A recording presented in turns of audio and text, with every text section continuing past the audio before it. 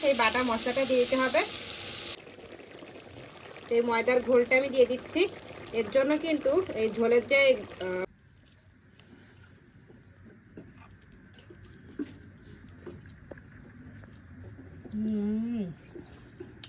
Just ফাটাফাটি হয়েছে, খুবই টেস্ট। নমস্কার বন্ধুরা, আজকে আবার একটা নতুন ভিডিও নিয়ে চলে এসেছি। আজকের ভিডিওতে রয়েছে চিংড়ি মাছ দিয়ে ঝিঙার একদম পাতলা ঝোলের রেসিপি, যেটা কিন্তু গরম ভাতে একদম সিম্পলভাবে বানাবো, বেশি কিন্তু মশলা দেব না।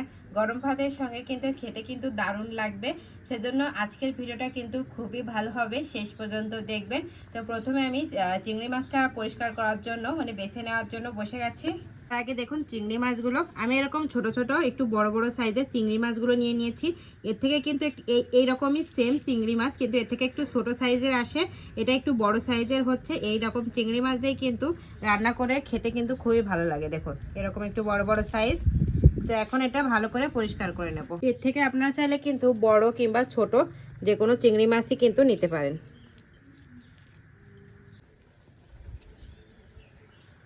দেখুন এরকম ভাবে বেছে নিচ্ছি।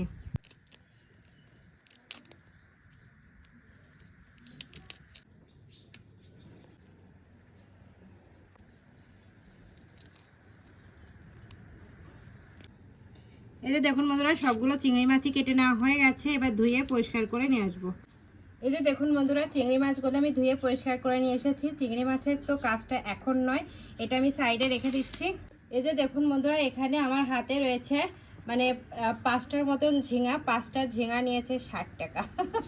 আর তো এটা দেখুন মাথাটাই নেই। তো যাই হোক, এখন কিন্তু সব কিছুরই দাম মেলা। তো আজকে কিন্তু এই ঝিঙে দিয়ে পাতলা ঝোল করব। তো ঝিঙেটা আমি প্রথমে কেটে নেব।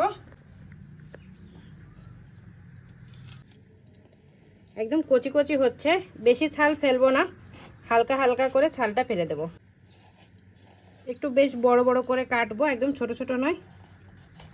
দেখো ঠিক এইভাবে কেটে নিচ্ছি।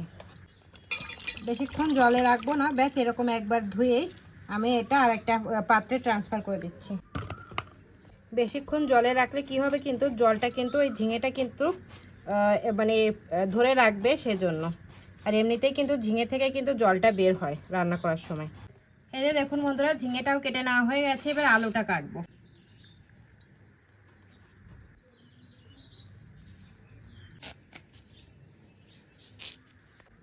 আলুটা আমি একটু বড় বড় করে এরকম ডুমো ডুমো করে কাটছি। এবার চুলোটা আমি ধরে নিচ্ছি। চুলোর ওপর একটা কড়াই বসিয়ে দিলাম। বন্ধুরা, চুলাটা ভালোভাবে ধরে গেছে, কড়াইটা গরম হয়ে গেছে। প্রথমে শুকনো খোলায় একটা মশলা বানিয়ে নিতে হবে। আজকের কিন্তু রেসিপিটা একটা সিক্রেট মশলা দিয়ে হবে, সেজন্য দেখে নিন কি কি লাগছে। প্রথমে 2টো শুকনো লঙ্কা, আধা চামচের মতন মৌরি রয়েছে, এটা সোপ, আধা চামচের মতন সাদা তিল, আধা চামচের মতন হচ্ছে গোটা ধনে, 1 চামচের মতন হচ্ছে পোস্ত, আর অল্প একটু লবণ রয়েছে। এটাই কিন্তু প্রথমে শুকনো খোলায় ভেজে নেব। মশলাটা থেকে যখন গন্ধটা বের হবে, তখন কিন্তু আরও কিছু মশলা অ্যাড করতে হবে। তো প্রথমে এটা একটু ভালো করে ভেজে নেব। বন্ধুরা, খুব ভালো সুন্দর একটা গন্ধ বেরোচ্ছে, আর মশলাটা কিন্তু ভালো করে ভাজা হয়ে গেছে। এবারে এখানে সাদা সর্ষেটা দিয়ে দেব, আধা চামচের মতো, বেশি নয়। আর এটা দেওয়ার পরে কিন্তু একদমই বেশি ভাজা যাবে না, হালকা নাড়িয়ে চাড়িয়ে নামিয়ে নেব। দেখুন বন্ধুরা, ভাজা হয়ে গেছে। এবার এটা একটা পাত্রে আমি নামিয়ে নিচ্ছি। মশলাটা নামানোর সঙ্গে সঙ্গে কিন্তু পেস্ট করবেন না, একটু ঠান্ডা করে পেস্ট করে নেবেন। আবারও চুলার উপর কড়াইটা বসিয়ে দিলাম। চিংড়ি মাছটা ভাজার জন্য বেশ খানিকটা পরিমাণ তেল দিয়ে দিচ্ছি। বন্ধুরা, তেলটা গরম হয়ে গেছে। এবার চিংড়ি মাছগুলো কিন্তু একদম হালকা করে ভাজতে হবে। চিংড়ি মাছ ভাজা হয়ে গেছে, উঠিয়ে নিচ্ছি। একদম 10-15 সেকেন্ডের মতনই কিন্তু ভাজতে হবে, বেশি ভাজা যাবে না। এবার ওই তেলে কিছুটা পরিমাণ কালো জিরে ফোড়নে দিয়ে দিলাম, কাঁচা লঙ্কা চেরা। কালো জিরে আর কাঁচা লঙ্কা থেকে যখন একটা ফ্লেভার চলে আসবে, ঠিক তখনই হচ্ছে পেঁয়াজ কুচি দিয়ে দিতে হবে। এখানে আমি লম্বা লম্বা করে কুচিয়ে রেখেছি। পেঁয়াজটা বেশ লাল লাল করে একটু ভাজবো, বেশি নয়, হালকা করে ভাজবো। এই দেখুন বন্ধুরা, পেঁয়াজটা যখন এরকম হালকা লাল হয়ে আসবে আর পেঁয়াজটা একদম সফট হয়ে যাবে, ঠিক তখনই আগে থেকে এই যে কেটে রাখা আলুটা দিয়ে দেবো। আলুটা দিয়ে পেঁয়াজের সঙ্গে ভেজে নেব। দেখবেন আলুটাও ভাজা হয়ে যাবে আর পেঁয়াজটাও ভাজা হয়ে যাবে। অল্প একটু লবণ দিয়ে দেবো, অল্প একটু হলুদ গুঁড়ো। এবার বেশ লাল লাল করে পেঁয়াজটা আর আলুটা ভেজে নেব। একটু ঢাকা দিয়ে দিয়ে ভাজবো, তাহলে তাড়াতাড়ি কিন্তু আলুটা সেদ্ধ হয়ে যাবে। এবার এই মশলাটা বেটে নিয়ে আসবো। অল্প একটু জল দিয়ে বাটবেন।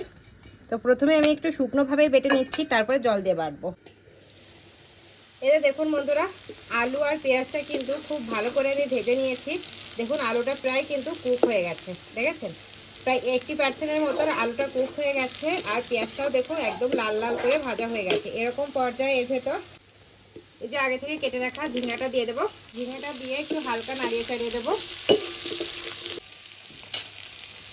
আবারও অল্প একটু লবণ দিয়ে দেবো, কারণ ঝিঙা থেকে কিন্তু জলটা ছাড়বে, সেজন্য লবণটা দিলে না ঝিঙা থেকে একটু তাড়াতাড়ি জলটা ছেড়ে দেবে। এখন কিন্তু জল দেওয়ার দরকার নেই, এইভাবেই কিন্তু ঢাকা দিয়ে আমি রেখে দেবো 2 মিনিটের মতো। এই যে দেখুন বন্ধুরা, ঝিঙে থেকে কিন্তু দেখুন জলটা ছেড়ে দিয়েছে, কত সুন্দর হবে। এখন কি করতে হবে, ওই যে মশলাটা আমরা ভেজে রেখেছিলাম না, সেই বাটা বেটে নিয়ে এসেছি, সেই বাটা মশলাটা দিয়ে দিতে হবে।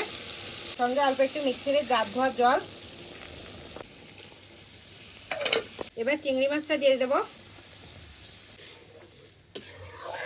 চিংড়ি মাছটা দিয়ে সব কিছু দিয়ে এবার ভালো করে আমি এটা রান্না করে নেব। ঢাকা দিয়ে দিয়েই রান্না করব।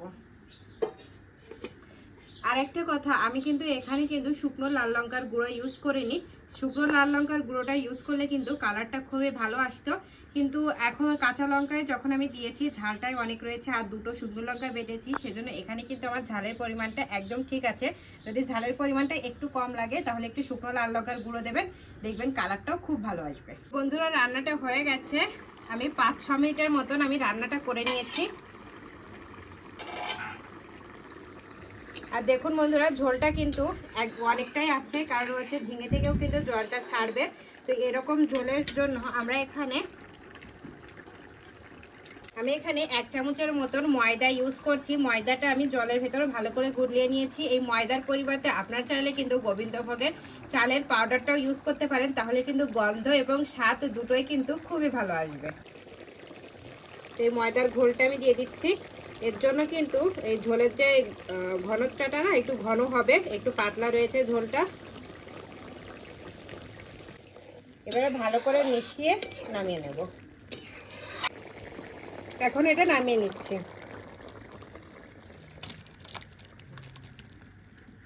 এই যে দেখুন বন্ধুরা, রেসিপিটা হয়ে গেছে। বিশ্বাস করবেন না, এত সুন্দর গন্ধটা বেরিয়েছে, মানে না রান্না করলে না খেলে বুঝবেন না এর টেস্টটা কিরকম। তো প্রথমে আমি এখন টেস্টটা করে বলি কেমন হয়েছে। তার আগে আপনারা রেসিপিটা দেখে নিন বন্ধুরা, কত সুন্দর হয়েছে। দেখুন ঘনত্বটাও তো দেখেছেন, এই ময়দাটা দেওয়ার কারণে কিন্তু এত সুন্দর দেখুন ঘন হয়েছে। গ্রেভিটা দেখুন কত সুন্দর হয়েছে। তো ময়দা নইলে গোবিন্দভোগের চালের পাউডারটা দেবেন। কর্নফ্লাওয়ার কিন্তু দিতে যাবেন না, কর্নফ্লাওয়ার দিলে কিন্তু একদম পুরো ঘন হয়ে যাবে।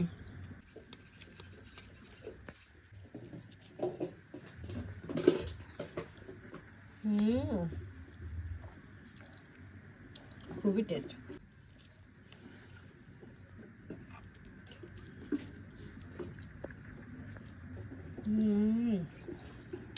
জাস্ট ফাটাফাটি হয়েছে, খুবই টেস্ট। বন্ধুরা বিশ্বাস করবেন না, এতটা টেস্ট হয়েছে, মানে না খেলে বুঝতে পারবেন না।